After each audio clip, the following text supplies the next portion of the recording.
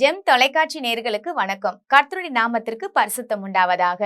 அன்பிலே நடந்து கொள்ளுங்கள். எபேசியர் 5:2. கிறிஸ்து நமக்காக தம்மை தேவனுக்கு சுகந்த வாசனையாக காணிக்கையாகவும் பலியாகவும் ஒப்பு கொடுத்து நம்மில் அன்பு கூர்ந்தது போல நீங்களும் அன்பிலே நடந்து கொள்ளுங்கள். கிறிஸ்து நமக்காக தாங்க பலியானாரு. இந்த வேத வசனத்துல இருக்கிற அர்த்தம் நம்ம என்னன்னு பார்த்தாக்கா, நமக்காக தான் அவர் பலியானாரு. எதனால பலியானாருன்னா, அன்புல பாருங்க, நம்ம ஒருத்தருக்கு ஒருத்தர் அன்பா இருக்கணும்னு தான் அவர் பலியாயிருக்காரு. இன்னைக்கு கிறிஸ்துவை போல இயேசு கிறிஸ்து மாதிரியாங்க நம்ம மத்தவங்க கிட்ட நேசிக்கிறோம். சுயநலம் இல்லாத ஒரு அன்பு.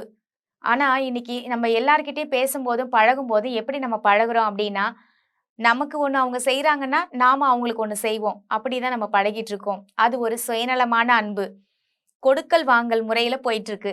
அப்படி பழக சொல்லல இந்த வசனத்தோடைய அர்த்தம். சுயநலமில்லாத அன்புல பாருங்க பழக சொல்றாரு.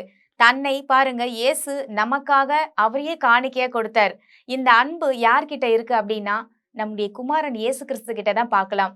அப்ப அவரை பின்பற்றி வாழுங்கன்னு தான் நமக்கு வேதத்தின் அடிப்படையில நம்ம கத்துக்கிறோம். அப்ப நம்ம அதை போல நம்ம நேசிக்கணும் அப்படின்னா, அதாவது அவரை போல நேசிக்கிறோம் அப்படின்னா, நம்ம எப்படி நேசிக்கணும் அப்படின்னா, எந்த எதிர்பார்ப்பும் இல்லாம மத்தவங்க நமக்கு செய்வாங்கன்னு நினைச்சு நம்ம எதிர்பார்க்காம உண்மையான அன்போட நம்ம சிநேகிதமா இருக்கணும்னு சொல்லிதான் இங்க பார்க்கிறோம். அப்போ ஒருத்தருக்கு ஒருத்தர் அன்பா இருக்கும் பொழுது தேவனை பிரியப்படுத்துறோமா? வேதத்துல அப்படிதாங்க இருக்கு. அன்பில்லாதவன் தேவனை கண்டான் போட்டிருக்கு.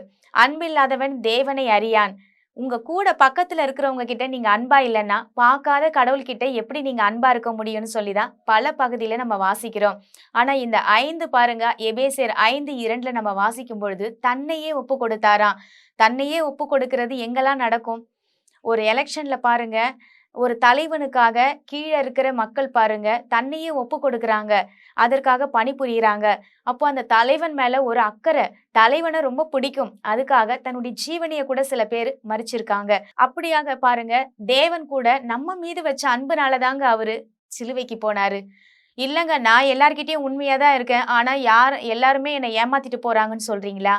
நான் அன்பா இருக்கிறதுனால தான் என்னை எல்லாரும் ஏமாத்துறாங்க. நீங்க அன்பா இருன்னு ஈஸியா சொல்லிடுறீங்க வேதத்தின் அடிப்படைன்னு சொல்லி. நான் அன்பா இருக்கிறதுனால பாருங்க, உண்மையான அன்பை எல்லாருமே கொச்சப்படுத்தி ஏமாத்துறாங்கன்னு சொல்றீங்களா? நினைக்கிறீங்களா? சிலுவையில கூட பாருங்க, இயேசுவ தோத்து போயிட்ட மாதிரி தான் இருக்கு.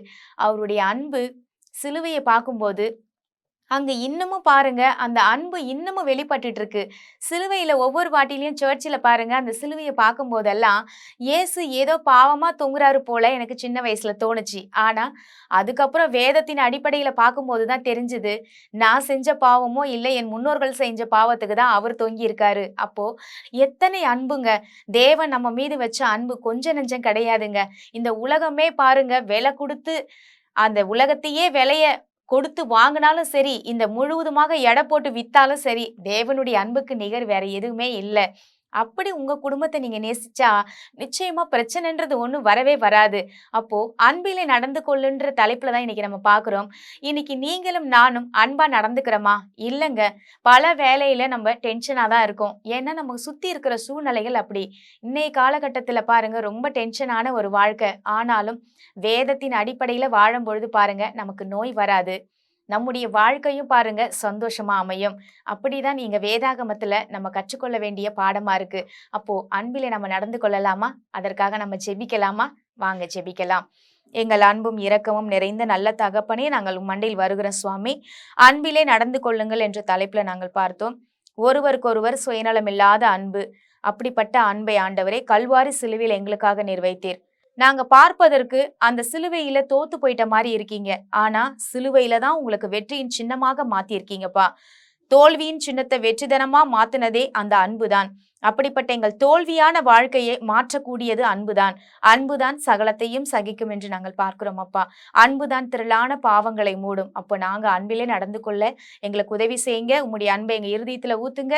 ஆண்டவரே, எங்களை நிரப்புங்க சுவாமி. உம்முடைய ஆவியினால் நிரப்பி ஜனங்களிடத்துல மற்றவரிடத்தில் அன்பாய் பேச, தன்னுடைய குடும்பத்தை நேசிக்க எங்களுக்கு உதவி செய்யுங்க. இயேசு கிறிஸ்துவின் நாமத்தில் நாங்கள் ஒப்பு கொடுத்து வேண்டிக் கொள்ளுகிறோம். ஜீவன் உள்ள நல்ல தகப்பனே, ஆமேன். கர்த்தர் நம் அனைவரையும் ஆசீர்வதிப்பாராக. God bless you.